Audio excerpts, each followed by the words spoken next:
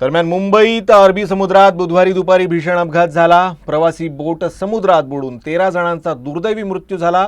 मृतकांमध्ये 3 नौदल कर्मचाऱ्यांचाही समावेश आहे। या घटनेवर मुख्यमंत्री देवेंद्र फडणवीस यांनी शोक व्यक्त केला आहे। सरकारतर्फे मृतांच्या कुटुंबियांना 5 लाख रुपयांची तात्काळ मदत जाहीर करण्यात आली आहे। तर घटनेची संपूर्ण चौकशी करण्याचे आदेश दिल्याचीही फडणवीस यांनी माहिती दिली आहे। मुंबई शहराजवळ अरबी समुद्रामध्ये बुचर आयलंड जवळ नीलकमल कंपनीच्या प्रवासी बोटीला नौदलाच्या बोटीने धडक दिल्यामुळे एक भीषण अशा प्रकारचा अपघात झालाय।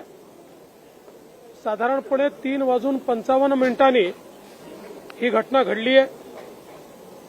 ही जी काही नीलकमल बोट होती याच्यावरच्या 101 प्रवाशांना सुरक्षित बाहेर काढण्यात आलेला आहे आणि नौदलाचे व्हाईस ॲडमिरल संजय जगजीत सिंग यांनी जी काही माहिती दिली आहे त्या माहितीनुसार सायंकाळी 7:30 पर्यंत 13 जणांना मृत घोषित केलं आहे।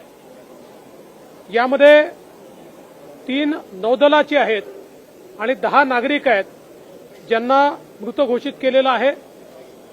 2 गंभीर जखमींना नौदल रुग्णालयामध्ये दाखल करण्यात आलेलं आहे आणि या संपूर्ण प्रसंगाचं गांभीर्य लक्षात घेता नौदल, कोस्ट गार्ड, मुंबई पोलीस यांनी तातडीनं बचाव कार्य हातात घेतलं।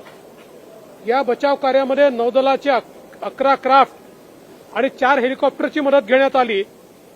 अद्यापही शोध कार्य सुरू आहे, त्यामुळे याची अंतिम माहिती उद्यापर्यंत आपल्या हातामध्ये येईल।